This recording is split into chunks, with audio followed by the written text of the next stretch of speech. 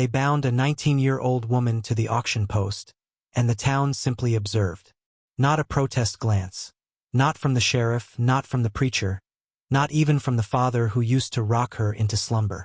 Emma Callahan, whose hair is the color of dust in a canyon, and whose pride is sewn into every one of her sunburnt scars, stood tall while her blouse disintegrated.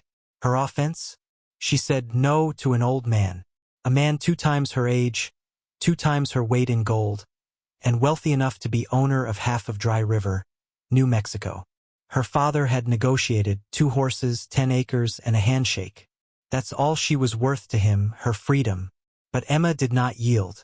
And in this town, no cost something. 7 lashes. 1 for each day she made her father wait. They named it justice. But on the July sun, justice appeared a whole lot more like cruelty. The first lash sounded like thunder. The second robbed her of strength in her knees. By the third, blood splattered in the dust. Yet Emma would not scream, would not give them the satisfaction. She stood, battered but unbroken. And someone noticed. Not a townsperson, not the law, a man, in a buckskin coat that was mottled and worn through, quiet as a spirit before a storm. Standing at the periphery of the crowd, arms folded, eyes fixed on her agony, but more intensely on her resolve. And when her body had finally submitted, when she fell to the earth and gazed up over the rooftops, she saw him. He did not say anything, did not blink, but in that glance was something new, something that reminded her that she was still human, that someone still looked at her.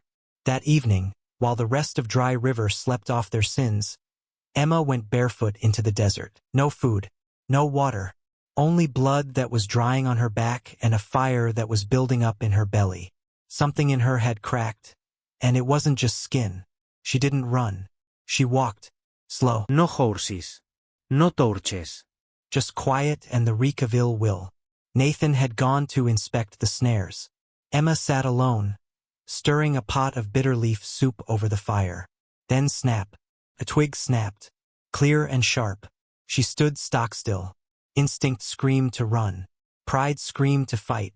She held the little knife Nathan had given her tight and waited. The first man entered the clearing. Hat pullet low. Grin stretched wide. Red dirt girl, he sneered. Monroe wants his prize back. Then there was the second, rushed her, grabbed her wrist. Emma did not scream.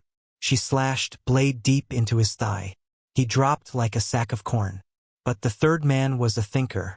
He took her down from behind, slammed her into the ground. Her back screamed with pain, her lungs seared, but her hand still clutching the knife. And then, the blur. Nathan. Out of nowhere, like smoke with fists. Nathan never inquired as to who they were. He never yelled warnings. He never flinched. He broke one man's jaw with his fist, twisted the wrist of another like paper, and picked up a branch from the ground as if it were an old friend. Emma struggled as well. Kicked loose, dirt in her mouth, blood on her hands. The third man fled. Nathan did not pursue. He just turned and looked at her. She met his gaze, and in the crackle of firelight, without saying a word, they both understood. By allowing her to fall and rise again.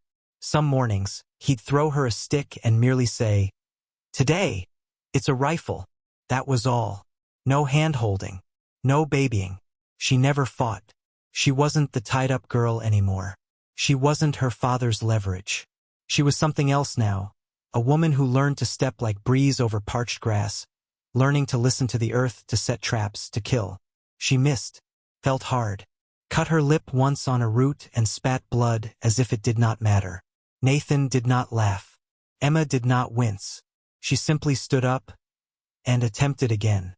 One morning, while they sat watching the sky turn into gold, she finally asked him, "If you knew danger was approaching, would you flee? Or would you learn to meet it?" Nathan didn't even flinch. "Then let it come," he replied. That night, they went further than ever, to a bluff overlooking what had once been her house. Emma didn't move, didn't say anything. Where her house had been was ash, black silhouette of a life consumed. "They think fire destroys people," she whispered. "But what it actually does, is reveal what's left. Nathan didn't respond, but in his eyes, she saw something raw, not pity. Recognition. That evening, Emma etched 2 words on a snapped-off branch. Then she hammered it into the ground like a marker over her previous life. At dawn, they arrived once more.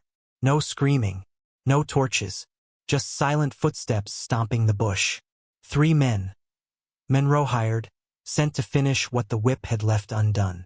But they did not locate the same girl. They did not locate Emma Callahan. The first entered the clearing. She did not blink. The second drew a knife. She did not blink. The trap clamped shut like the mouth of a rattlesnake. Metal jaws around one man's leg. The second charged. She dropped low, rolled through the dirt, and drove her elbow into his stomach. The third never had the chance. Nathan was already behind him, blade level, face like stone. This wasn't anarchy. Here's the truth. You don't have to burn because someone gave you the match. You don't have to be what they named you. You can become what you choose, even if it takes all of you to get there. Emma's tale isn't simply about the Old West. It's about what occurs when a person won't remain buried. When a person gets up and announces, "No, that is not the end." So here's the query. What would you do if no one was going to save you? If that woke something up in your chest, if it reminded you of something you let slip away, then perhaps this isn't merely a story. Perhaps it is a sign. If it was important to you, if it made you remember what you truly are, don't let it stop here. Click that like button. Subscribe to the channel. Stay around because there are more stories like Emma's. More individuals who drew strength from the silence. And perhaps, maybe just maybe, the next one is yours.